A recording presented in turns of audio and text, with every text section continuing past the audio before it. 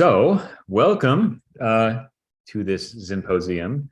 We are going to be talking about the Raft distributed consensus algorithm. I suppose just the consensus algorithm.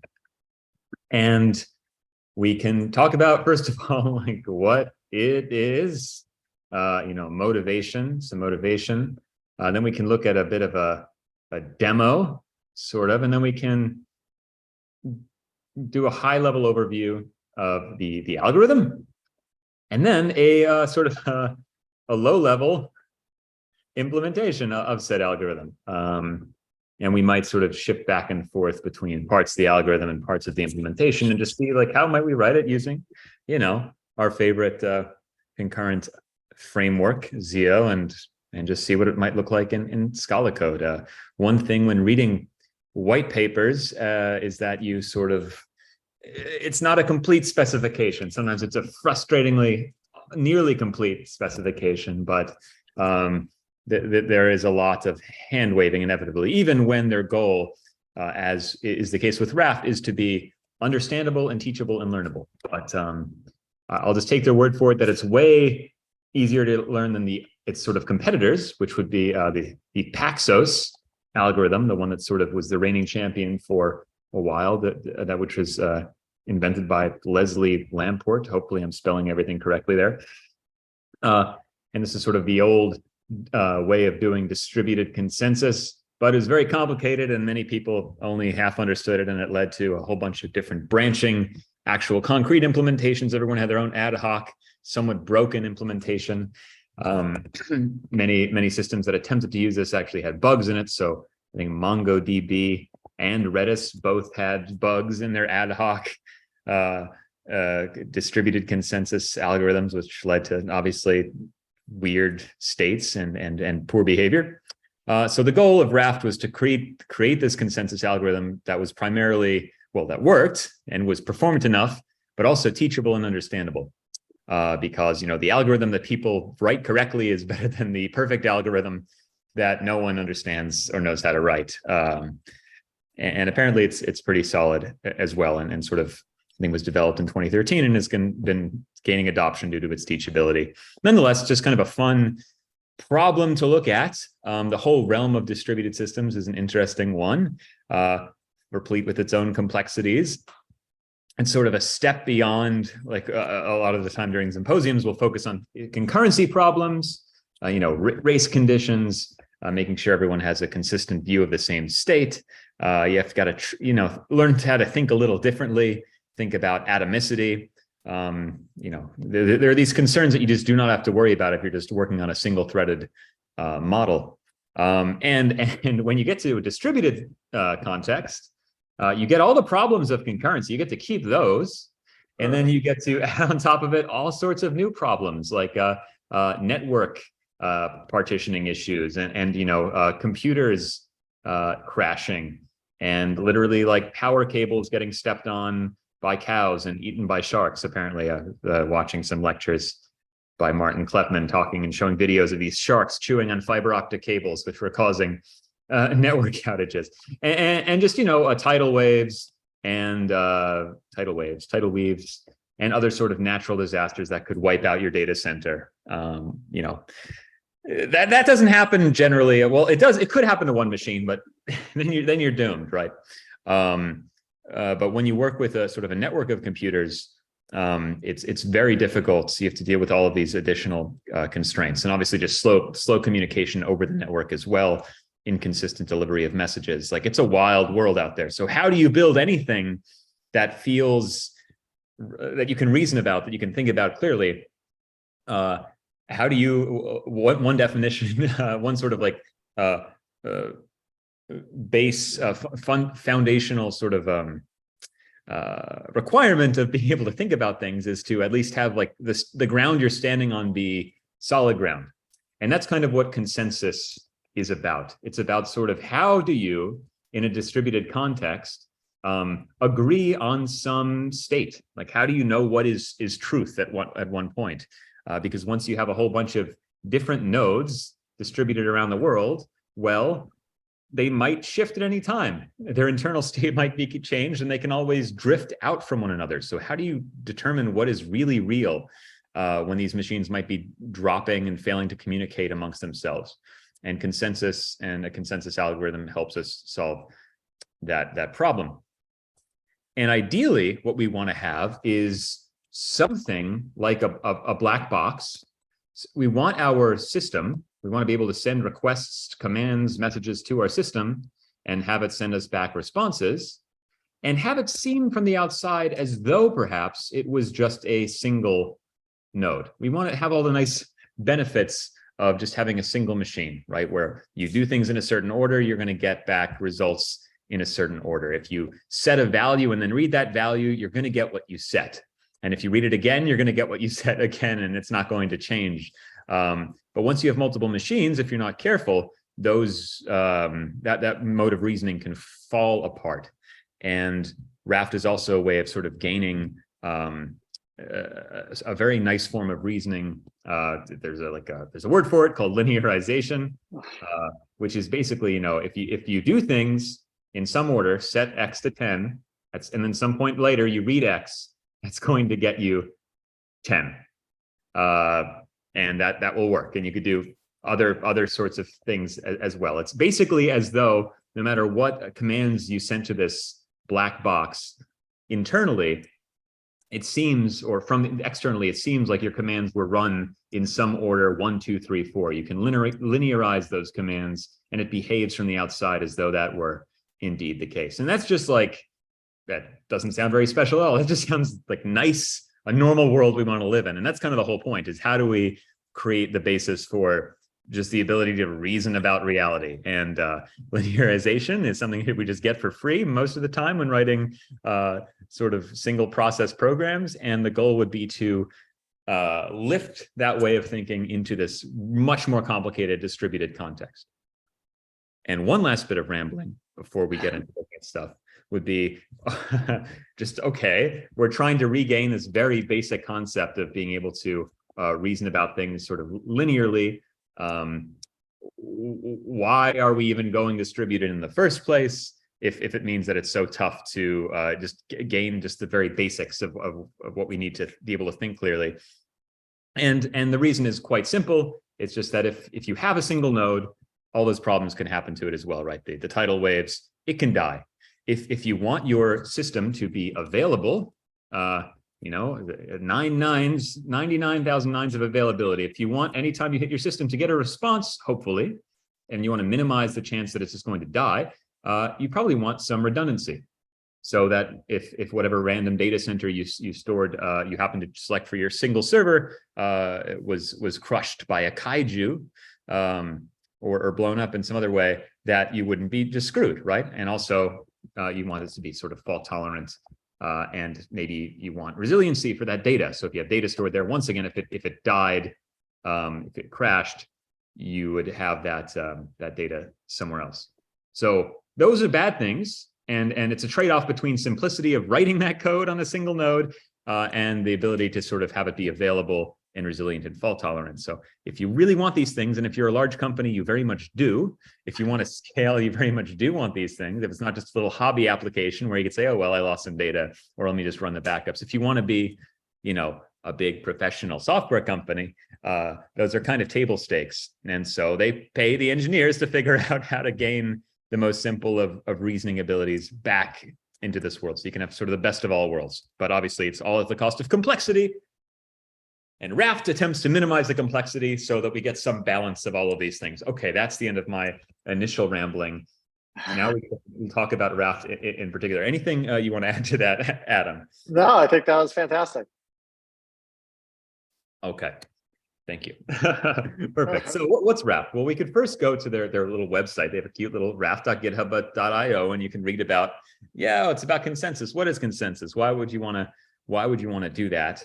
They even have a little visualization going on here, and because and it's got it shoots things at each other. That's frightening. But because I'm silly, I made my own visualization, which we're going to look at in a moment, because I wanted a slightly different view of this thing.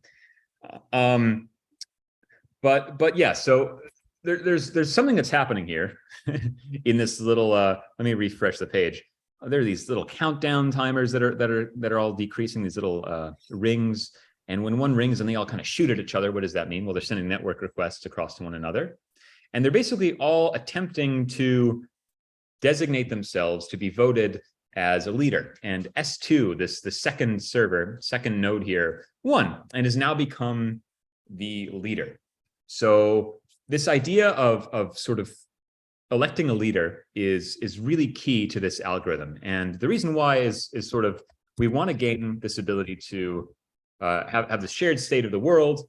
In order for there to be some shared state, we kind of need to know that operations are processed in an order, in a particular order. And the best way to guarantee that they're processed on a particular order in this distributed world is to sort of arbitrarily decide that one node is a leader and force all sort of communication with the outside world through that leader. And that leader can be responsible for saying, I'm going to pick the order and I'll make sure that this order is shared. Sorry? Oh, sorry, I didn't say anything. Oh, okay. Sorry. Network noise.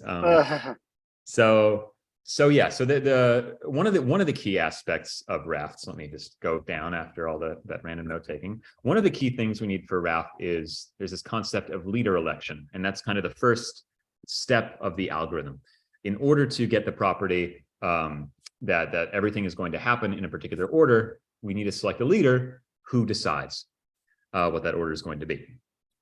And let me also take one step back, right? So we want some view of state, some consistent consensus view of some kind of state. Who knows what it is? A state of a configuration, group membership, something like this, a simple key value store. We want some kind of state, and we want everyone to agree on what that state is. So how do we do that? Well, Raft and other systems are this replicated state machine. So there's the word state right there in the middle. We already talked about why it needs to be replicated for fault tolerance and whatnot. And the way state machines work is it's a very simple function, right? We have some kind of state type, and then we basically update it with some kind of message type. So you may imagine that we have some state, we process a message, and that we get back a new state. So maybe I could even just make some kind of, we have some state machine, and it has some kind of message. Let's just say state. Let me do this actually. So we have, who knows what they are? We have a trait message, we have a trait state, and then we have a state machine, which will have a process method that will take the old state and a message and then return the next state. Great. And that's basically what all of our nodes are going to be. They're going to be little state machines. And what's going to happen is we're going to send a set of messages to that arbitrary leader. That leader is going to distribute those messages amongst all of its replicas. So let me just make some things here. So we have node 1, node 2, and node 3. And then we're going to start sending messages, like maybe that's going to be, set x to 3. And we're going to send that to our leader. And then our leader is going to make sure that set x to 3 gets moved to all of these replicas. And when it does, once it has been replicated enough based on whatever the algorithm wants, and in fact, that's just to be on the majority of the nodes, once that's been done enough, the leader will then commit that record to its state machine. It'll basically run this process method with that message on its state. So each node is basically building the same view of the world by folding over a log of messages. So it's just sort of, fold left, essentially. These are all running fold left on a set of messages. But they're only processing the messages once they've been sufficiently replicated. And with those guarantees, you're going to basically know that the whole world, all of the nodes, or the majority of the nodes, have the same view of the state. And that's basically how it works. There's a state machine, we elect a leader, we send the leader these messages, the leader will distribute the messages across the nodes, and it will sort of apply these messages to the state machine when it has been safely locked in to the majority of the nodes. Yeah.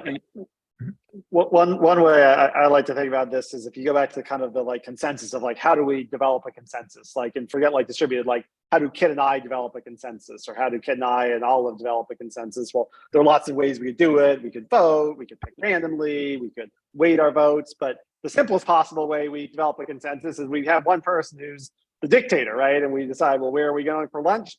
Wherever Kit says to go for lunch. And so that's kind of in a way like and we'll see there's some complications to that in this distributed realm, but that's kind of the simplest answer to the like problem of how you have consensus. But then it kind of pushes the problem back another level of like, okay, let's say we're going to have the dictator and we're going to do whatever they say. How do we pick who's the dictator? And we're going to kind of see this like leader election is kind of how we do that in this distributed context. Yeah, no, that's a great point. So yes, so in the simplest way, the consensus forms because yes, if you ever have tried to decide where to go for lunch with a bunch of really friendly people who have no strong opinions, it can be really difficult. So what actually happens in Raft is that basically everyone wants to be. They all offer at least to say, "Hey, I will be the leader." They all try to step up and to be the dictator. However, obviously that would fail if they all just became the dictator. So they're kind of in Raft. It's sort of like this very shy dictator or very timid dictator that's willing to step down at any moment if another dictator sort of tries to take control from them. And let's just look at some visualizations maybe at this point to get a sense of that first part. So yeah, there's this, the leader election is the first bit. And then there's this matter of sort of distributing these messages, which is in the paper referred to sort of appending the entries of this log. Sometimes the set of messages is called a log, and they'll process this log on the state machine. So the first part's leader election and then distributing messages. Sorry, yep. Yeah, or when you think of the second one is kind of the dictator telling people what to do, and then the other people saying, "Yes, sir. Thank you, sir." Yes, yes. He's the reign. The reign begins after the election. Okay, so let's take a look, and I'm going to use my simulation because I basically made it so that it has a few more outputs, and also we can step through it. This is kind of always running. The timers are clicking down. This one I get to decide when time advances. So let me just make this a little bigger at first. So I might need to shift this around. So here is a simulation of Raft, and it's running obviously Scala.js. Yay, good times. We have these three nodes, and when I start, they all start in the state of follower. So there is no leader yet. There are these three states of follower. You can be a candidate or you can be a leader. And at the beginning, each node on this distributed systems picks a random time. So next to these little bells here is how many ticks of my special clock until their election timer runs out. And when their election timer runs out, and it looks like node 1 over here is going to run out first. When that runs out, node 1 is about to trigger its messages. Then it's going to send messages to all of the other nodes in the network, basically saying, please vote for me. It's going to request votes. So I'm going to hit space here. And now we can see that there are these two in-flight messages. And because we're simulating a network here, there's a bit of delay in this network as well. So even the messages take some time to deliver. So here we have node 1 has become a candidate. It voted for itself as well. And it sent out two vote requests, one to node 2 and another one to node 3. And there's some metadata associated with these vote requests that we can worry about later. And basically, the term 1 will become a leader once it has received votes from the majority of the nodes. So it just needs, if there are n nodes, then it needs sort of n divided by 2 plus 1 votes. These nodes tend to be odd numbers to make that easy. So if you have 3 nodes, as we do here, this needs successful votes from 2 of the nodes, including itself. So we've already voted for ourselves as we made ourselves candidate. So just one of these 2 nodes has to vote for us to become the leader. The other thing to note here, which is very important, though we'll take some look at this more, you could forget about it right now, is that there's this idea of a term. So notice how these 2 nodes both have term 0, while as the candidate that decided to run for election has incremented its term number. So you can imagine in a split system, maybe even just sort of if we're deciding where to go for lunch, if 2 people say, I'm going to be dictator at the same time, Well, then how do you resolve that conflict? They're both dictators. They're just going to yell at each other, get into some kind of conflict. The way that we disambiguate that and we can rank leaders is whichever leader has the higher term.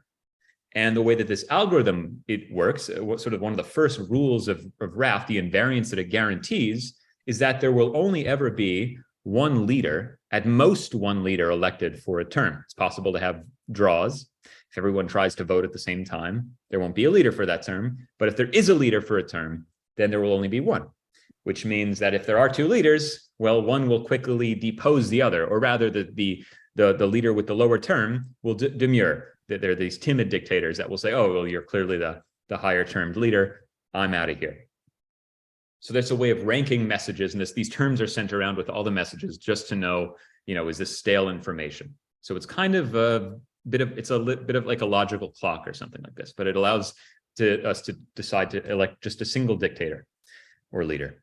Okay, so let's see what's happening. And this is going to become a little interesting now because follower 3 here, or sorry, node 3, its clock is about to run out. Node 3's clock is about to run out. And so it's about to send vote request messages as well. So we'll see what that's about, what's going to happen here. So that's about to send messages.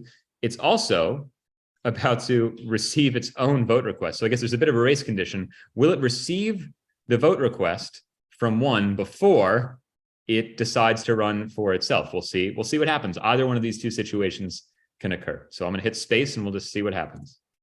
Aha!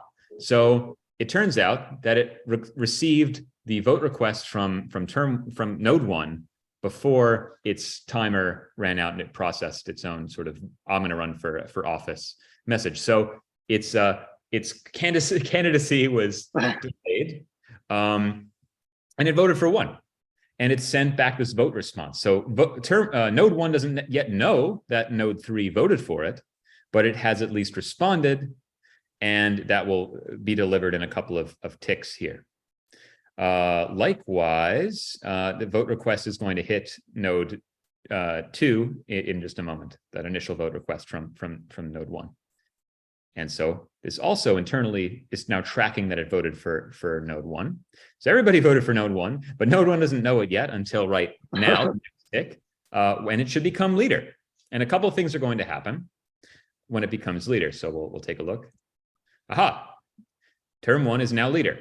It still hasn't received the vote request from the vote response from node 2, but that doesn't matter because it received votes from the quorum, both nodes 1 and nodes 3. And so this will just kind of be a no-op. It'll just say, okay, cool, you voted for me, great. It doesn't care anymore. It's already dictator. And then what happens, the second it becomes leader, it sends out this append entries message, which is sort of the second part, right? It's become leader. Now it's distributing these messages. Obviously, we haven't sent any commands to this state machine yet, right? We haven't logged any messages into it for its log, but this append entries message sort of doubles as a heartbeat mechanism. So if you can see in every node, they have those candidate timers again, those election timers. Those sort of were regenerated. And every time it receives a message from a leader, it's going to reset its election timer. So this is just to ensure that if the leader dies, that someone's going to say, well, we need to decide where to go for lunch, right? We need to pick something. So I'm going to now offer my leaderness to you. We'll visualize that some more. So now we can see that in the next time I tick this little countdown timer should restart, and it's going to set a timer randomly through a window. So it might actually get shorter depending, but we should see something happens to 14. It's not just going to go to 13. It went up to 19 again.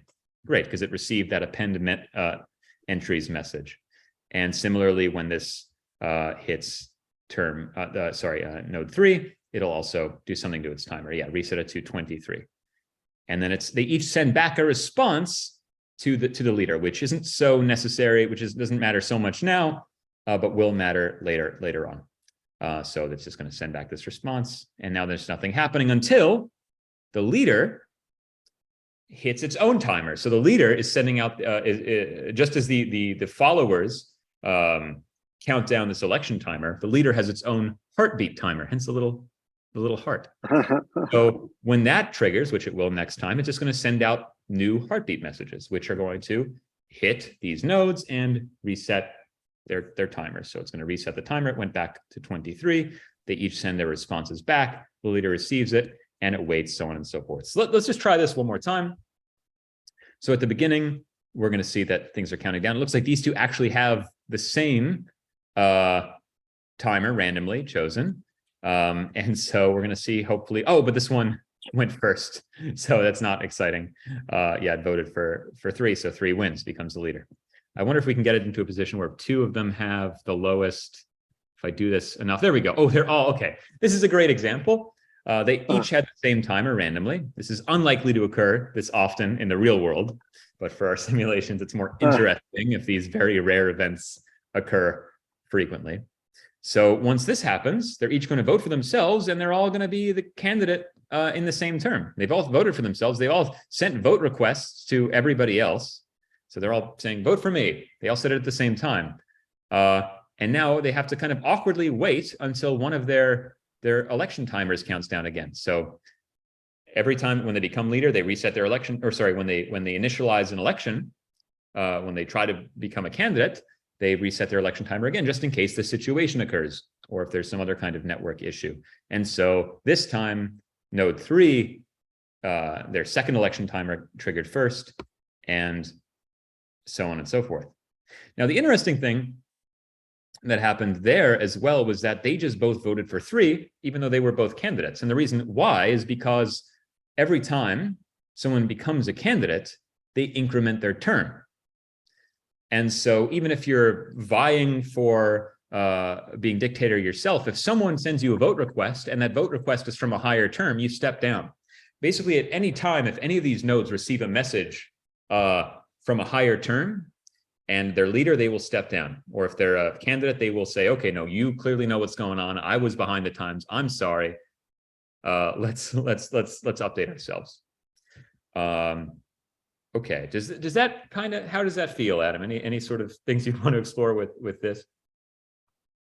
No, I mean, I think that makes sense. I guess one way that you can also, I think, sometimes think about this stuff is kind of thinking about different points of failure. So like this whole like heartbeat thing, like why do we need it? Well, let's say everyone's like happily following the leader and then the leader dies. Like you don't want the system to kind of deadlock in that case. So I mean, in a way, like I think sometimes it's easy with these algorithms. I mean, probably like a larger version, just kind of, just like a sorting algorithm, it's kind of easy to like look at it and be like, oh, there are all these pieces and they kind of fit together in this way. But like another way to kind of think of it, maybe more building up for yourself, is like, well, what would happen if this part didn't exist? And depending on the thing, you'll either deadlock, you'll get an infinite recursion, or you'll get something wrong. And I think here it's pretty easy to see how kind of you don't have some process for kind of acting if like the leader dies, then this whole thing is kind of gonna at some point not be resilient in the way we want it to. So that's a great point. And let's look at what happens. So I have the ability to disconnect these nodes from the network. And so we can see, we can simulate that that's going to be a good thing. First, though, we have this other situation that we haven't quite looked at, where, so what I was hoping would happen before, which is that 2 nodes, their election timer at the beginning was the same. So they're both going to sort of send out all their vote requests. But there's a possibility that, or actually there's a certainty that one of them is going to win, because this third node isn't going to become a candidate anytime soon. And it looks like 2's request to 1, oh no, 2's request to 1 will hit first, but that should be a no-op because this is already a candidate of the same term. So when this one lands, this vote request from 2 to 1, well, 1 said, well, I've already voted for myself this term, so better luck next time. Great.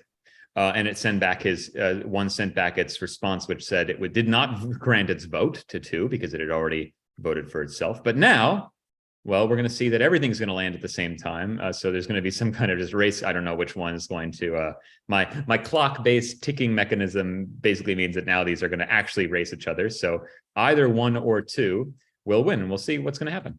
And it looks like 1's message was delivered slightly before 2's message, and therefore node 3 followed 1 and sent its response true back to node 1 and false to node 2. So when those go through, now we have a leader, which is great. And it's going to send its append entries messages and so on and so forth, every heartbeat, etc. But now we can look at what happens if I click, and unfortunately I didn't have enough time to make any kind of UI indicator, but I'm quite sure that's now disconnected. We'll be able to see that it does not send its messages. So it's disconnected from the network. Its heartbeat attempts fail. So this means, in the meantime, it was unable to reset the election counters of nodes 2 and 3.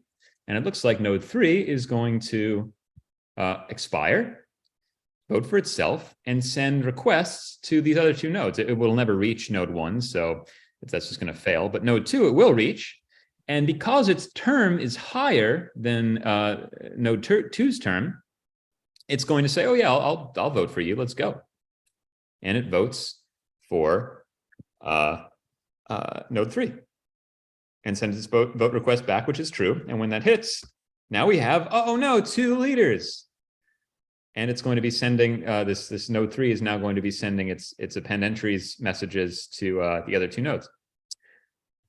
And this would be bad, but it's actually not, because we can disambiguate this based on, yes, there are 2 leaders, but 1 has a higher term. So this is the one that's actually sort of the leader. And if this first leader were ever to reconnect to the network, it would immediately step down when it had encountered a message from the new leader. And so it's going to send its messages to these nodes. It'll still reset the election timer for node 2. Node 1 is just disconnected, so it doesn't really get to send or receive anything. There is also something which I did not implement in this algorithm, but it is possible for a leader to notice how when it sends a heartbeat message to these nodes, it gets back a response. It would be possible to have another sort of timer where if a leader hasn't received responses from a majority of nodes in some timer, it'll sort of eagerly step down. So it doesn't necessarily need to be displaced by a new leader, but it could also be like, no one's talking to me anymore. No one likes me. I'll just go away, which is, I think, how, if you want to make it completely correct, that would definitely help. But for now, this is okay, and it allows us to simulate some other interesting situations when we get to log replication, which actually maybe I should focus on next, just looking at some logs, and then we can get into implementing some stuff. Does that sound good? Yeah. Cool. So the countdowns are going. At node 3, it's triggers. It's going to send its votes quite quickly, and it wins with a resounding result. It becomes the leader, starts sending out its append entries messages, getting back their responses, so on and so forth. So there's another key I have set up in my little UI where I can press a letter, and that's going to submit a message, one of those little messages that'll be added to the log of the leader. So it'll send that message to the leader. So I'm going to hit the T key. Okay. And so we got this thing over here. So that would represent this. There will be more that get added along here. But that represents the term that this log entry was added during and then this is sort of the message. The message would be like in a key value store, set the key T to the number 8. Who knows? Whatever, something arbitrary. And what just happened as well is that the leader sent out, instead of the usual message, the heartbeat message, that append entries message that was usually empty, now it has sent out an append entries that actually contains a list of log entries. So that contain the term number and then whatever the message was. So, if this was a Raft library, that would be probably a type parameter, whatever that message is. You get to decide what the state of your state machine actually looks like and what the message type is. But for now, it's just this little set T to 8 message. And so when these land this time, the followers will add them to their own logs, which is great. And then they send back a log response, an append entries response saying that it succeeded. And they added this to their logs. And when this when these responses hit our leader, we're going to notice that there's going to be a slight color change on its little log message there. Aha, it becomes slightly brighter. What does that mean? Well, let me add 2 more log messages. So now we send out all of these append entries, and we're going to see what goes on. And so they're hitting at different times. And we'll see that slowly, this leader's log messages become sort of more brightly colored. And that means that that log entry is committed, which means that that log entry can actually now be applied and will be applied to its internal state. That sort of is pretty much guaranteed at this point to never be overwritten.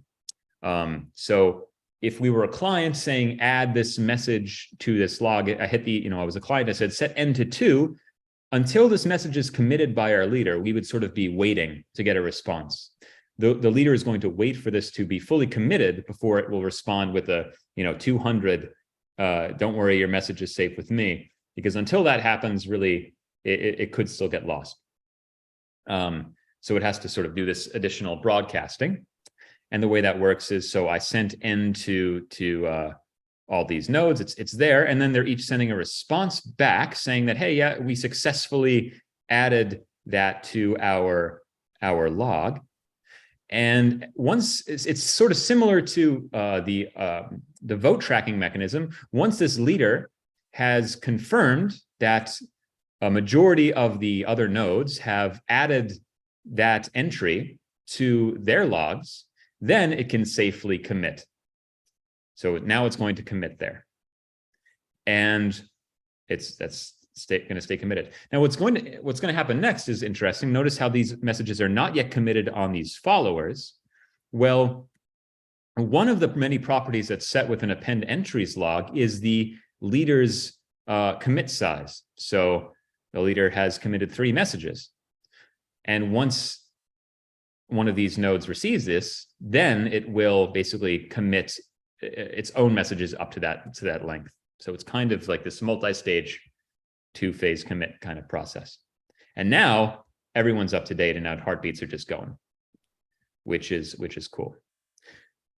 Great. What could happen though is, let me send out one more message and then disconnect the leader. So that leader is going to keep going off in the background. So this K did get replicated, but the leader never got a response from anybody. That's okay. And now I'm going to send a couple more messages. I'll send a B. Oh, wait, that just went to, okay, that's fine. I wanted to wait for a new leader to be elected. Let's get one more leader. There we go. So now I have, this is where this term number comes into play. So I have 11111, and I'm going to do an X. And so both of the leaders got the message, just what have you. This leader, his X is at term number 1 because he is at term number 1, they're at term number 1, whatever. And node 2 also received the X at term 2 because it became the leader during term 2, and it appends the term when it receives the message. And so if I bring leader, this old leader back online, we would hope that these faulty messages, like this is the real leader at this point, and we basically want this real leader to override these uncommitted messages and get this old disconnected leader back into its state. And so we can see what's going to happen then. So it just sent out to both of these. Once I added the X, it said, hey, append at this position in your log, append this message X0. And we're going to see what happens when this hits this old leader. So it's going to receive this message. First of all, it is responding. Yeah, what happened? Oh yeah, did it? Okay, it fully replaced everything. So that's nice. So now it's back in alignment. Also, it became a follower, which is a nice thing to do. And now it's going to start just propagating and committing everything. So those old messages were overridden by the leader's new messages, and we basically get the guarantee that once these messages are committed, that's going to be very stable, unless all of your nodes go down or something. and lose data. Once these messages are committed, you're good. And just one last thing before we get into code is that just in terms of like, okay, how many nodes do you need? And basically most of these systems have somewhere between 3 and 5 nodes, and the system can keep operating as long as the majority of the nodes don't die or crash or are separated. So with this particular setup, we could remain available. We can keep sending messages. So if I disable that last one, I can keep committing messages and responding to clients, even though we've lost one of these nodes. And when that node comes back, it'll receive the updates and all will be good. Or yeah, there we go. So yeah, generally it's 3 to 5, depending, and it could be more depending on how many nodes you expect to die simultaneously. Yeah, and the more nodes you add, the greater the chances are that you're going to be able to remain up, because the chances that 4 or 5 nodes all dying simultaneously is pretty low, depending on that they're not all running on this in the same cabinet that's on the same boat in the same storm or something. Okay. And I think maybe one other way to make this practical from as thinking about yourself as a user of the system is to think about the difference between fire and forget and waiting for a confirmation here. I think one of the things we've seen here is if you just kind of as a client, you send a message into the system, just you sending the message, you basically have no guarantees. You might have sent it to one of these things that is thinks it's the leader, but is not the leader. And it might kind of eventually just go into kind of the void at some point. But if you get kind of a confirmation back, that confirmation gets sent when this thing has been committed, and this gives us the guarantees of that. So if you're in a Zio world, you could imagine having a Zio.async operator that says, hey, send this message to the system and call me back when you've done the confirmation. And then you could say, okay, if I've gotten that confirmation, then I really have the guarantee that this thing has happened. And if I read it again, I'll see the result of that. And that this actually is going to be propagated to other things on this network. Yeah. There definitely, there's so many, when it comes to distributed systems, there's there's many models of reasoning that you can add, right? Depending on the implementation. The ones that have names tend to be more useful, right? The idea of linearization or read after write consistency, or these different models of eventual consistency. They all have different trade-offs. Obviously, with this model, we can see once I hit this H key, we can't just immediately, we just received a message from the client. We can't send back a 200 yet. We have to wait until we send a web request and get a response from these other nodes in the system, and wait until we do it from the majority of these nodes, which, and the more nodes we have, the longer that could take. So you're trading a little bit of performance in this case for this consistency, this reasonable view of the world where things are going to happen in a certain order. But there are other models where you don't exactly need those guarantees, and you could do more of a fire and forget kind of system. And there's a whole, combine any models that you want, you can get something weird where you have read after write consistency from the view of a particular client. So things will appear maybe linear from a particular client's point of view, but if you start hitting it for multiple clients, well, they could be in different places in the timeline. I think that's what Zookeeper has to some degree. So if you're viewing it just from one client, everything looks good. But if you are sending it from 2 servers simultaneously, and you're looking at the outputs on 2 different screens, things could look a little funny.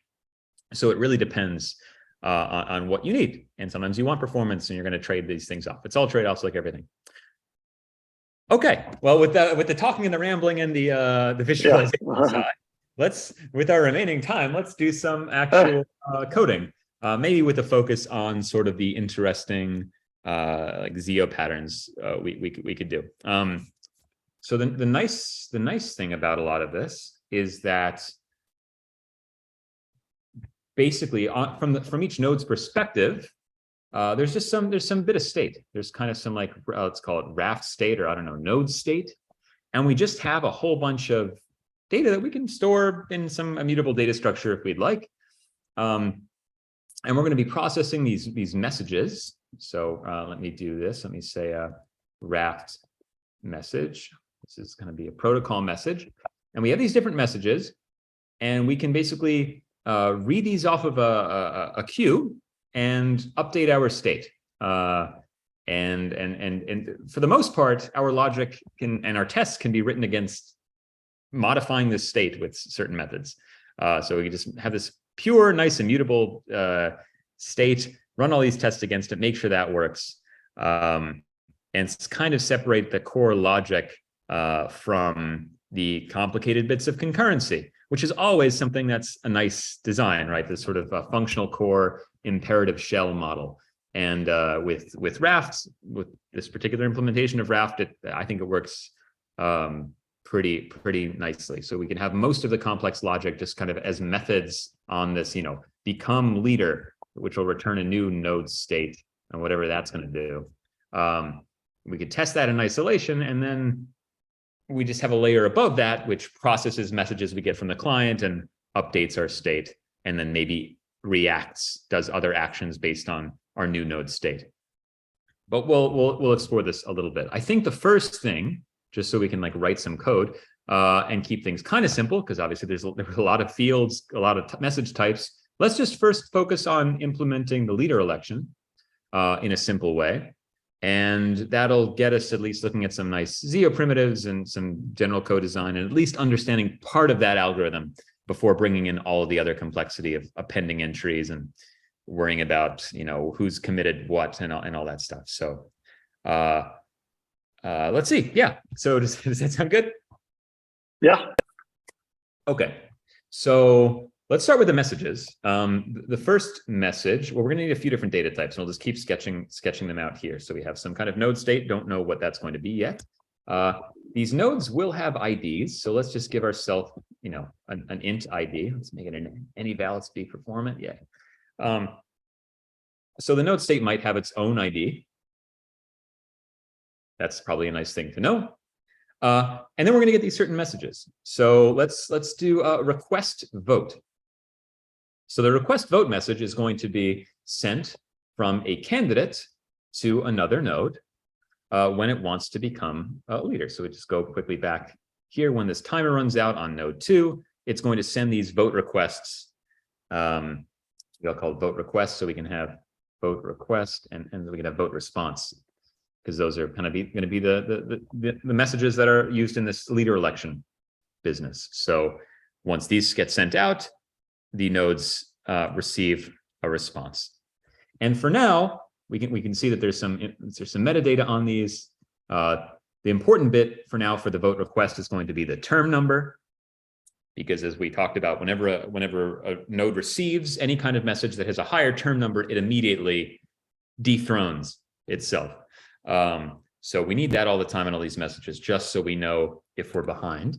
And then there's some other stuff that we're not going to worry about for now, which involves other safety guarantees, and we're not going to worry about that just yet. And then the responses also have the term number, and then have whether or not they granted their vote. So many of these messages are going to have term number, which maybe I should make into a safe little term int extends any val, can't help myself. And then we'll and then is success or vote granted, we'll have that be a Boolean.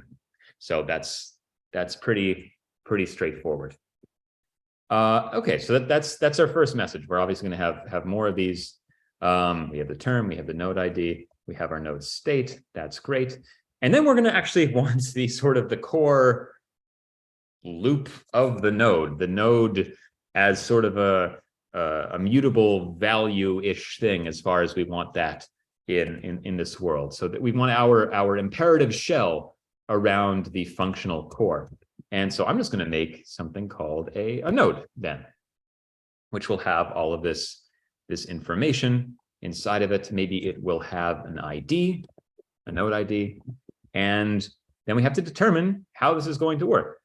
And so I'm going to maybe start it out with some state. So I'm going to say node state, and then we'll say .empty, and we'll give it sort of the node ID. I'm going to create a method here called empty on there, and we're just going to throw that in there. Obviously, we're going to have to add some more fields later on. It's going to get some empty state. Cool. So it's going to have some variable. We're going to talk about why is that a variable. We don't generally like variables, but we'll look into that in a moment. And then we basically want to be able to start up our node somehow. And a node is kind of like a server. So we want it to sort of run forever. So we never, or nothing rather, we never want this to respond. So we just kind of want some loop going on here. And maybe Adam, you could sort of discuss like what this pattern is that we've kind of looked at a little bit more and more lately, which is kind of what we did for the ZO2 from scratch series. How might what might be one model of handling this node? Yeah, so I think one pattern that is definitely useful, that isn't useful in all cases, but is useful in some cases, and I think that's probably a good example of a case where it is useful, is the actor pattern, where we can imagine this node as receiving some type of messages, and then it's going to internally go through and it's going to process these messages one by one. And I think that's going to both make it easier for us to write the code for this this node, because essentially when we're processing each of these messages, we're going to be able to have this guarantee that we're the only ones doing it, we're the only ones modifying the state, which is why it's safe to have that state just be a var and not be an atomic reference or something like that. And it's just going to kind of allow us to encapsulate all those concurrency issues in just essentially the way we create this inbox thing, and the way we start that and process that, and not worry about that anywhere else. And then I think it's also just kind of nice because I think it'll give us a relatively direct analogy of kind of this node to like a actual like node on the network, of like the only way you can communicate with the node is you send these messages to it. And I think that's why, like, at least historically, like one of the appeals of kind of the actor system idea was that they did like have this relatively natural analogy to distributed systems. Yeah, and I think we're going to, because you mentioned this, I think I first heard you say the word linearization when we were talking about the ZO runtime, the new fiber runtime model that use this pattern. And it's, yeah, basically like when if we have a whole bunch of concurrent state that we need to synchronize with one another, that could be very complicated. It sure is nice if you have just one sort of big chunk of code that you know is going to be sort of executed before any other code, right? So it has a full view. It basically has a lock essentially on that state, just due to the sequentiality of its interacting with that state. So if we process, request votes, we know that we're not simultaneously processing an append entries message that's going to be sort of screwing with the same bit of state that request vote is going to be screwing with. Instead, it's going to happen one at a time. So the view of the world we have under processing request vote is going to be consistent, and then we're going to be able to process the next entry. And we're not going to have to worry about synchronizing those things, which is great. And sometimes maybe the fact that we process this first is going to mean that we can throw away and can ignore this other entry. That's fine. Maybe things could be slightly more hyper optimized if we do things super concurrently, but just I don't think it really matters. This is a very IO bound system. There's so many internode messages going on. So I think this is just going to really simplify the way we write things. And so in order to do that, we're basically just going to have this method called start, which can take our inbox. It can take a message from our inbox, a Raft message. And because we're using the ZO queue, it will be semantically blocking. So if there is no message available, we don't have to loop or anything. It's fine. It'll semantically block until there is a message. And then we can flat map, grab that message out and call some like process message method. So process message, which we just take a Raft message and just do something. Let's make these tasks for now. I don't think I want to throw or anything, but for now, we'll just have them be, for simplicity's sake, tasks. And then we'll handle the message. So we can basically, at this point, just match on the message. If I've made that sealed trait, which I have. Raft message map. With my exhaustive map. Oh, you know what I did? I did not extend. That's all important. I've done that. It's important. So now we just handle, we do this.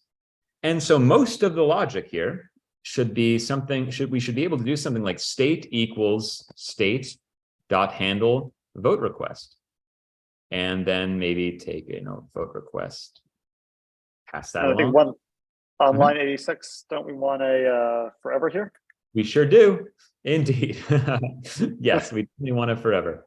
Yeah, we just want to, after we process one message, we want to process another message and process another message and so on and so forth forever.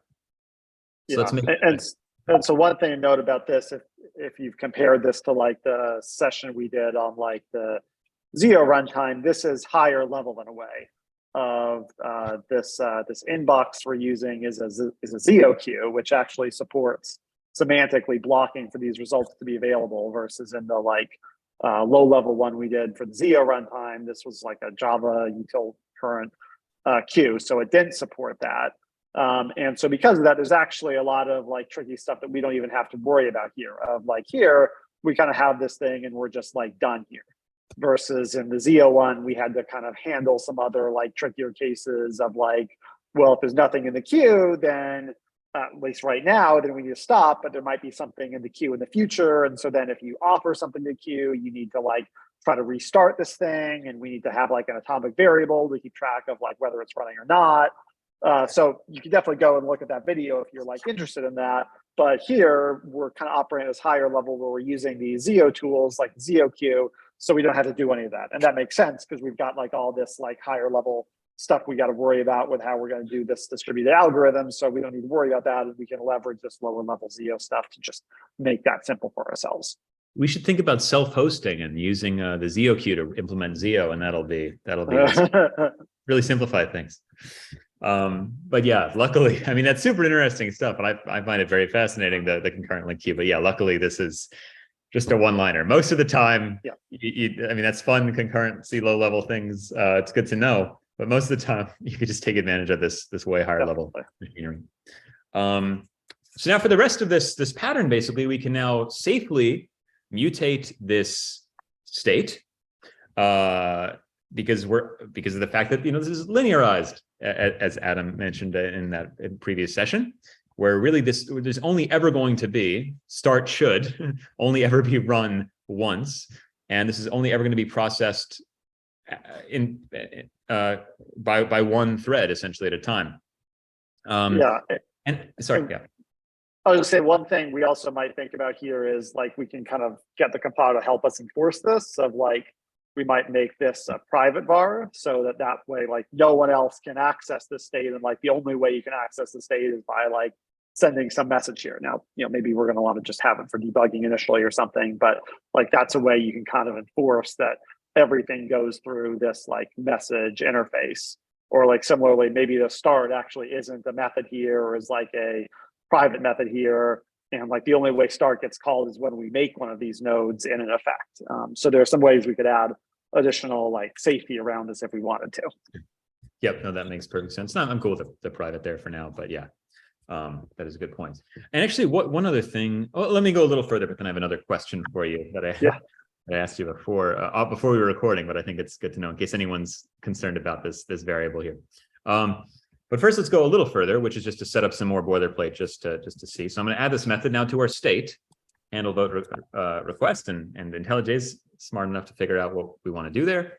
At least, we haven't implemented the logic yet, but now you can sort of start to see that this is just going to be an immutable method that we can test very simply, set up some initial node state, call this method, make sure that the second node state is what we think it should be, and run it on a whole bunch of unit tests.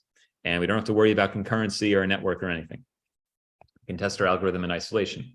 Now, after we do this, we're going to want to respond to whatever sent us this vote request, actually. So some other things we need to add to these for the vote request is, in fact, sort of what is the candidate's ID, node ID. So who sent this request? Similarly, I'm not sure if we'll need the who this is from. We can add these to anything later on, but we definitely need for the vote request the candidate ID. I just wasn't showing that in the in this view because it's part of this output, who it came from, who it's going to. So we'll need that. Great. And then I guess at this point I can just make it a type pattern because I'm not accessing it here. Great. And then based on the results, so this is kind of interesting, right? Like, so, and if you've ever read the Red Book, this actually might remind you of like the first chapter or something, where we want to immutably, it's nice to immutably represent how this is going to change the state of our node, but depending on whether or not this succeeds, we're going to either want to respond with a positive or negative result. Because we also want to sort of send to the candidate, we want to do something like send to the vote request.candidate some vote response, right? We need to construct one of these vote responses. And so one thing we can do quite simply is, well, if we wanted to handle everything from in here, we could also just return a tuple of a Raft message vote response in this case. And that's fine too. And it's still immutable, and then we can test that as well and just put more logic in here instead of separating it. Still an immutable message. And then when we're done, we can do that sending, which could actually get us to the sort of the next state of this. Oh, this has to change slightly because now it's going to be sort of the next state and then the response. And then I can say state equals next state. And then we can simply send the response to the candidate. The question would be, though, how is that going to work? Let me just start by, as usual, using some magic. And hopefully this can create a method. I don't think it's going to be as smart. Oh, no, it's pretty dang smart there. So send, we're going to take the candidate ID, and then I just actually want to be able to send, I believe, any message to a node ID. How is that going to work? Well, in the real world, this would make a an RPC call across the network. It'll make some kind of HTTP request or something to another node to its address, which we would hopefully be configured with ahead of time or have some way of managing that.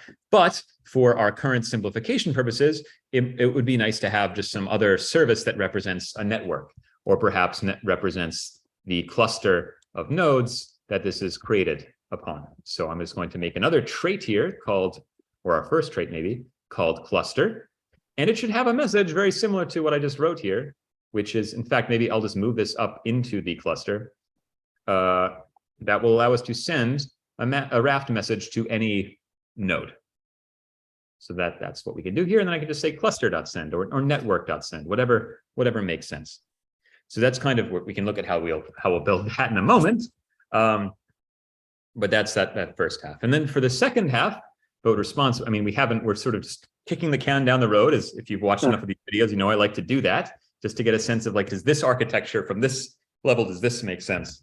And then sort of digging in, playing around with which level of abstraction you feel you can make the most progress on at this moment. So this is going to look very similar. We're now going to be handling the response. So this is after we sent out a request. This is going to be the vote response. So vote response, and maybe I'll just do the same thing. And maybe at this point, I'm not sure if it's necessarily going to need to handle vote response. I don't know if we need to send any kind of message back in this case. And so we'll just, for now, do that. And we can modify this as much as we please.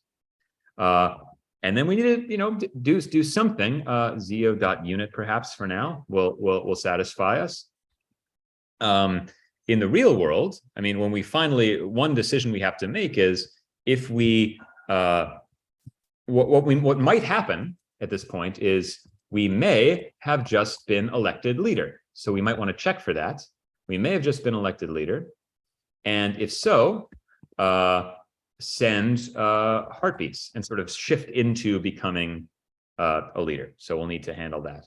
And if we wanted to, we can have this return sort of a tuple of a node state and a Boolean, or we can sort of check if we, if we was leader, state is leader, and then state of became leader equals not was leader and state is leader, something like that. We can write that kind of code here. Or maybe we'll just follow that same exact pattern as before, just showing off some options. became leader, and then this will become that. I don't love the Boolean. Maybe I'll make a special trait, but for now that's fine. And so yeah, we need these other things to occur as well. Oh, and then state equals next state. Okay. But before digging into that, it would be nice to sort of, and to give some more content. Maybe we can go till 30 past the hour. What do you say? Yeah, definitely. Just to sort of get something going here. Yeah, we set an ambitious task here. A very ambitious task. A very ambitious task. We happy. And you already did it once, but now we're doing it again. Yes. Yes. So okay. So one interesting thing would be, well, when do we start sending these vote requests out at all? And to make sure that's sort of we're set, basically we kind of want a background process that is this timer, right? The election timer. That's always going to be ticking down, except I don't have to manually hit the space bar to do it in the real world. It just kind of is just going to be a timer. Whatever, 500 to 1000 milliseconds. I forget how long it is. There's some rules actually, if you in the Raft, where basically you have a few things that need to happen, where the heartbeat timer needs to be less than the election timer, and both of those need to be less than sort of the chances of like a leader failure. I forget, there's some kind of weird acronym, but the chances of like everything exploding, which kind of makes sense. Since the heartbeat resets the election timer, you need to make sure that you say, okay, everyone, I'm still the leader, before everyone, if it were the other way around, everyone just continuously me, and you wouldn't actually get anything done. So there needs to be, I think generally this is about around 3 times the heartbeat timer, maybe more, 3 to 5 times. I forget what it's recommended. There's some recommendation in the paper, which I should mention. There's a white paper for this, which is attempting to teach it in a fairly high level way. And there's also really recommend these Martin Kleppmann, I forget how many A's and N's are in his name, but I recommend the Martin Kleppmann YouTube video series on distributed systems. And he has one just on Raft, which is, I think it's a lot of pseudocode, but I think it's nice to read those together. It'll help. The paper leaves some things to be desired. Okay. Anywho, where was I? So yes, we have this election timer that we need. So how do we model that? And it's kind of this awkward thing where we have this, if we're thinking just in terms of this message queue that we're constantly adding messages to and processing, like I think in one early attempt, Adam and I explored this briefly, I forget, many moons ago. And I think we had some attempt of like adding to our node state of sort of time until election, and then tracking that in the queue, and maybe even having another message. Instead of doing process message, we like tried to process some other stuff afterwards. And it got a little tricky with like tracking milliseconds and then adding messages to the queue, which we might then not be able to remove later and had to ignore. So another way we could do this that I think might be clear would be, and it's maybe a little interesting, is that basically the one way to communicate with this actor essentially is by adding messages. So what we could do is we can add a message called just sort of start election. So this is kind of not meant for the, not an RPC message. These are the RPC messages that would be sent to other nodes. This is just for us. This is sort of an internal message. So we'll have the start election message. And what we basically want to do is, in certain cases, depending on certain things, particularly, actually, let me just add the stub of append entries. We're not going to worry about all the details of that other message. So this is in terms of log replication, and this is also used for log replication and heartbeat. But it also is the heartbeat, right? And that heartbeat resets the timer. So whenever we receive, the tricky bit is that whenever we receive a case, what is it called? Raft message dot append entries. Append entries. Whenever we receive one of these, we need to do some action that involves resetting our timer. And this is kind of where you're like, well, if everything's in the state, well, then I need to reset my state. But the problem with that is what how do you, like, if you then say, okay, time to reset my timer, how do you schedule the delivery of, or whatever, how do you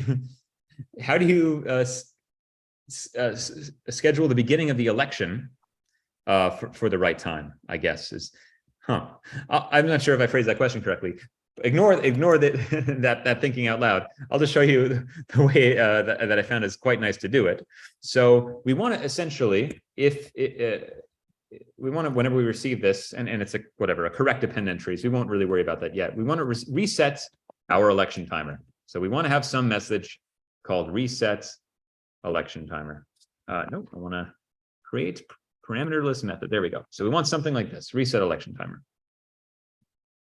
So we're not going to update our state. We're going to reset the election timer. And what does that do? Well, basically, we want to get some kind of, let's just start with a simple bit. We want to get some kind of time. So I'll say next int between. So let's say between 500 and 1000 milliseconds. So you want a range. So that'll be, we'll have to pick these numbers later on, but so between maybe 1/2 and 1.5 seconds, we then want to take our inbox and offer to it raft message.begin election, start election. And then we're just going to delay it by that number of milliseconds.millis. That's great and all. Of course, if I just ran this here, it would then block until that time because we're just waiting for that amount of time. And then we wouldn't be able to process further messages, including the kind of append messages that would have to reset that again. So that's not great. So we kind of want to be able to fork it. But of course, then if we fork it, then we can't reset, like this is going to get delivered. And this is where maybe you'll be tempted to sort of store some time inside of your state and then ignore a lot of these start election messages. But then you're going to have to just process all these start election messages that you're mostly throwing away because you've been reset. You can't get them out of the queue very nicely. So that's all pretty awkward. What is kind of, it would be nicer if it were self-contained in here. And what I found seems to work is that you can fork it, and then you could take a fiber. And Adam can let me know after looking at this whether this is like a cardinal sin or something. But it is nice if we have just a ref that tracks basically an election thunk ref. So we have a ref that is going to contain within it that this delayed attempt to offer something to the queue. So when we get the get the old fiber, or rather even I could say get that ref, that election thunk ref, I could say .get, I can flat map it and I can interrupt it. Interrupt. I think I've done something incorrect here. A ref of a fiber of nothing unit. So it's a fiber we talked about in the past is sort of this representation of a running Zio effect. So we have a handle on a running Zio effect. That running Zio effect is a semantically blocked attempt to start an election. And so we can just, when we reset the election timer, we'll just grab that existing thunk and interrupt it. And then we can create a new effect. And then when we're done, election thunk ref, whatever, set it to this new fiber, which, oops, I need to make a unit for whatever reason. And so that ends up actually working quite nicely. In fact, if we wanted to, when we first start it's up to us when we want to do this, maybe we could reset the election timer at the beginning. And so everyone's all the nodes are going to start their election. And then the second one of these nodes receives an append entries, they're just going to interrupt that timer. So it's this kind of nice way of, I think, of interacting between this kind of message queue processing and this kind of background task. Because the two models are, once you're processing the sequential queue of messages, it's a little hard to use other high-level Zio combinators. But this is one way I found of coordinating that seems to be okay. Does that have a seal of approval or not? Does that seem like there's something horrible could happen here? Like what concurrence demons do you think could be summoned?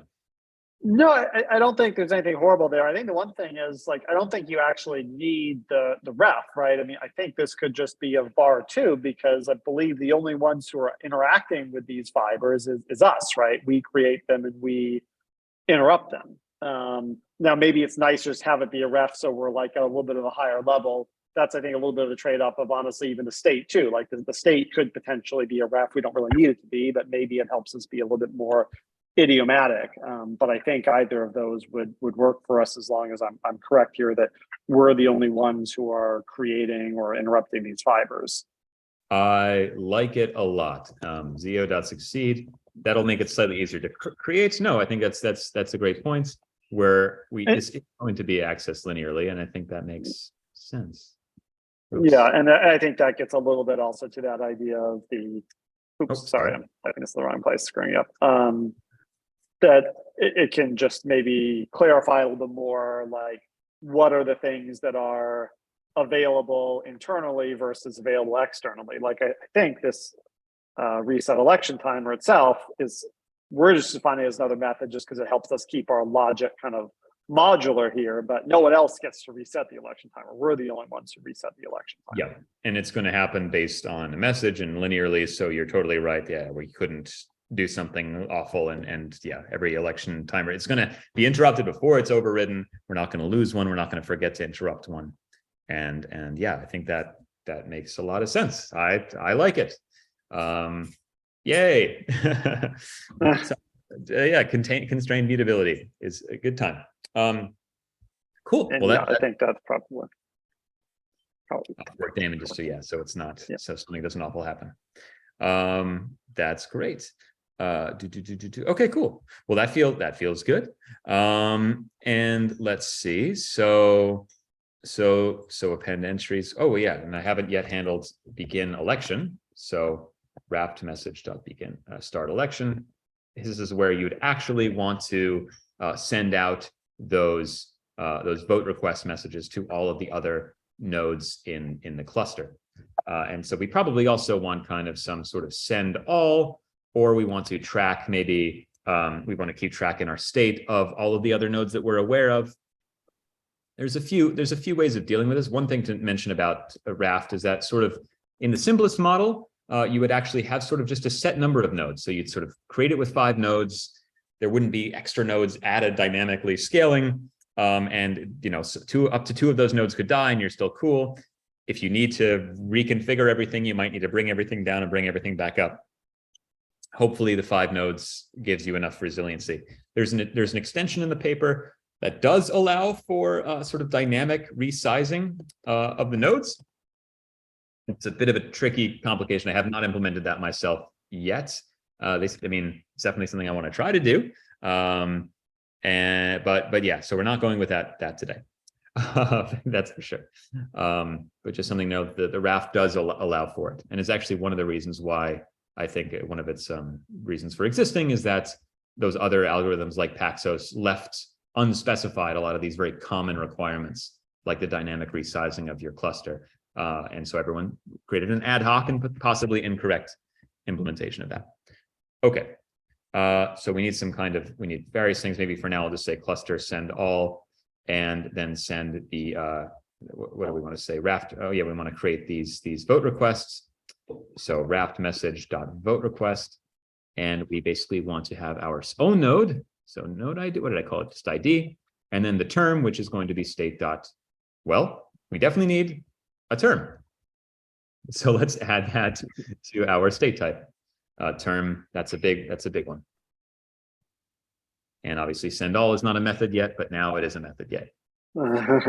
And we probably also want to accept our own ID so we can remove ourselves so we don't send messages to ourselves. Self ID, node ID. So that's just something that'll help make that so ID. Okay, cool. So we have like 10 more minutes. So I just want to maybe start with, let's do the cluster real quick so we can actually send some stuff. So let's do an object, or maybe a cluster live. So what do we actually need to create this? And there's a few things. I guess for now we could just make a whole bunch of. We could really just have a map. We can if we go with a non-dynamic model, and really this is just a simulation of a network, so it doesn't matter. We can just have a map here from node ID to nodes, and this would extend a cluster. And then let's go implement the members. So for sending to a particular node ID, it's basically just going to be map, and we're going to just assume that everyone's not being bad, and we can take the inbox and just offer offer to that, oh no, inbox, offer to the inbox a message. So quite straightforward. Oops, and then dot units. And then same for send all, it's just going to be map dot values dot filter not ID is equal to self ID. And then we could say zio dot for each discard par even. Let's go crazy. For each par discard, we'll do that. And then we will send, just call send. Oops, on the node dot inbox. I guess I could do, yeah, I'll just do node dot inbox offer request or message. It should definitely be message. I screwed up. Okay, great. So yeah, this is not like amazing code. It's a fake cluster. So I think it's and then we can make ourselves a make method on this cluster. Def, where'd it go? Def make, and maybe we can just for now even hard code or maybe like size int, and then I say val node IDs just 1 to size dot map node ID, and then we can say val nodes. Maybe this at this point, because I think the node, we haven't yet made a node make method. So let's actually, or whatever, nodes. So I'll do the same thing as zio.for each, par node IDs. And then we can have ourselves an ID. Oh, thank you. I'm doing something wrong for sure. So I'll say we'll have a node make method that takes its ID and also takes the cluster. Oh yeah, so we'll definitely need that. Which is actually interesting because we'll need the map to. It's kind of we got this bidirectional issue where we need to. The node needs a reference to the cluster. Oops, the node needs a reference to the cluster, but then in order to make the cluster, we need to give it the nodes. So we could always, make that be a mutable map just for now. I mean, this can just be totally hackerific. Doesn't really matter. So first, I'm going to make a cluster. Val cluster equals cluster live. So I'll do it up here, and I'll say map.empty, and then we'll make all of the nodes passing in the cluster. And then we will, at the end, do zero.succeed of cluster.map equals nodes. Oh yeah, obviously, let me finish this method. So this needs to get us back a something weird. I was in the process of doing it for you when you. No, that's perfect. That's perfect. ID is a node ID, and then we have the cluster, which is a cluster, and boom and bang, and sturm and drum, and now I'll just map the n.id to the node itself, and then we're going to say to map. Yay. So yeah, very hacky here. This is not the real world where you know that we're never going to, we just need this convenience. We can make this in the real world a ref of a map and then add the nodes later after we create them. But because the fact that the nodes need a handle on the cluster to send messages, and we want the cluster to be aware of how many nodes we have and access them, we could do a whole bunch of things. But whenever you have this kind of bidirectional, the circular dependency, you kind of need to have something be a mutable ref, or you need to have the nodes register themselves to the cluster after they're made, something or other like that. But for now, this is just want to get us so we can send a message in 5 minutes. Shall we also have this method start each of these nodes, or do we want to have a separate like cluster dot? Oh yeah. No, I think that's great. All right. So let's do cluster dot. Or actually, I could even that's probably good. Yeah. Zio dot for each par, or here, let me say cluster dot start. Cluster dot start. And I guess maybe we. Let me add a start method to the cluster. Def start task, and then that'll never return or nothing. Keep doing that. And so here I can do just map.values, zio.for each par, and we'll just say start. And then for each par discard, not for each par discard, for each par discard. And then I guess I could do zio.never. Yeah, that's fine. Okay. Great. So we'll just start all our nodes and we will then wait forever because we're treating them like a server. Great. So now we can create a cluster and then start them. And then they should all, they're at the beginning, their election timers will run. They're going to start election, and then they're going to send to all a vote request, which should then be responded to. And yeah, maybe one thing we could do, just so we can get a sense of what's going on, is in addition to flat mapping it, we can say debug, and I could just say what message has been received. So ID received. Yeah, let's do this. So ID received that message. And we'll take a look. Okay, and now we have our Raft app down here. So let's try it. Cluster.make will make a cluster of size 3. And then I will say cluster.start, and we'll see if anything is happening. If these are sending messages, what's going on? Oh, not enough arguments. Oops, node state. Oh, now it needs a term, and we'll say term 0. So we'll start out with term 0. Hopefully everything else is cool. We should see a whole bunch of messages, actually. Oh, or explosions. I had some question marks. Oh, of course. Yeah, because I need to do this stuff. I'm going to say just return yourself.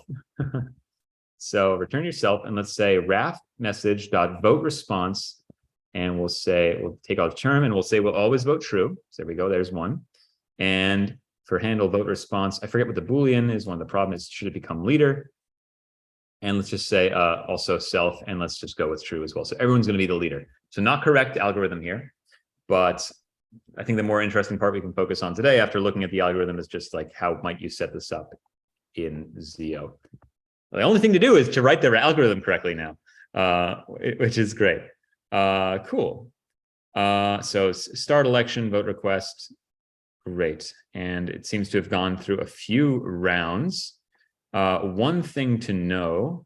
So yeah, node 1 started an election. Basically, each node started an election and then sent vote requests to everyone else.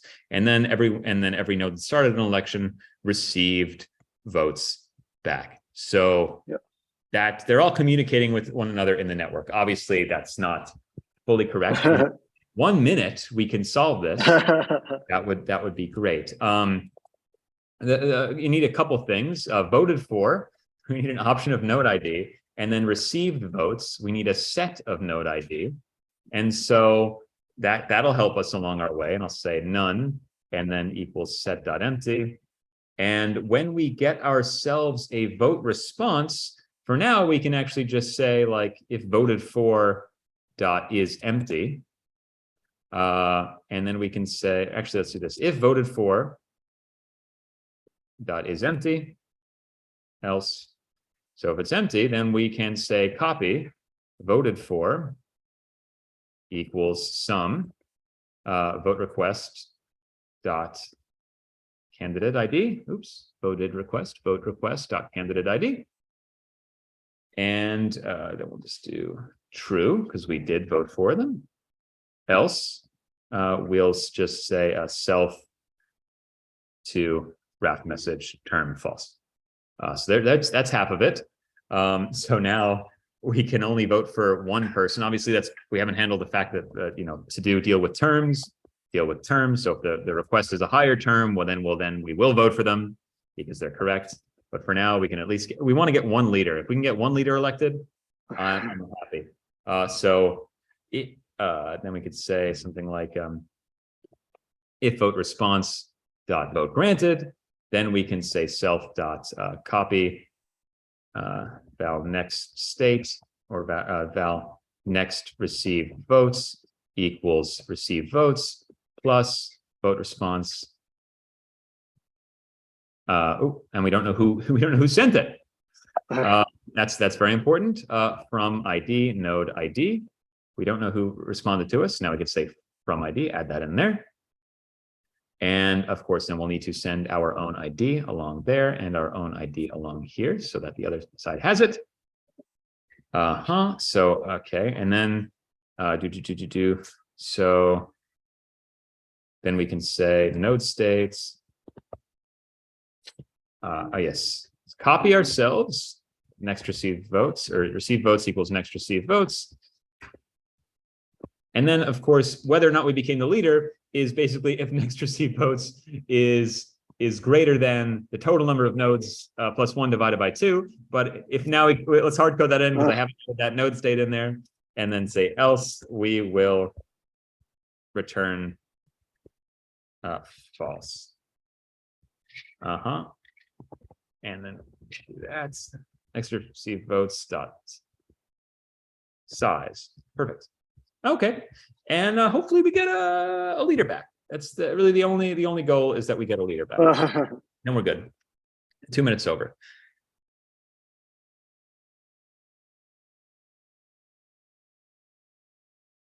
Yay! So I think it's kind of true. There's only one way to say, which is where did I get my become leader? Print line. If became leader, print line, node, blah became leader. All right, let's try one more time. And I expect to see that from the first winner, whatever. Aha! Whoa! Craziness.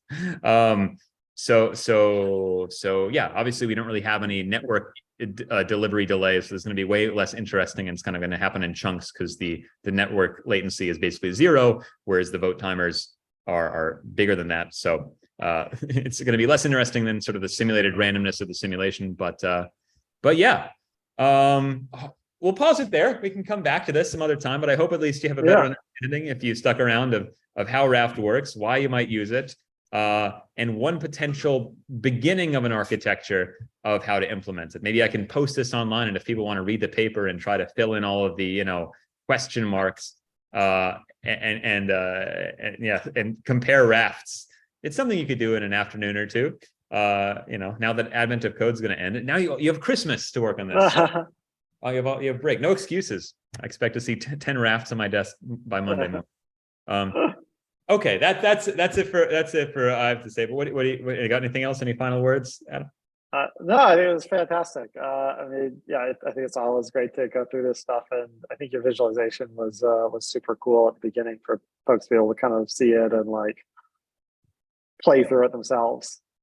Yes, thank you. I'll try to push that online, though. Yeah, that'd be cool. A little bit of cleanup. If you don't have me telling you what all the weird numbers mean, so I got to work in the UI. But other than that, that sounds great, and that was super fun.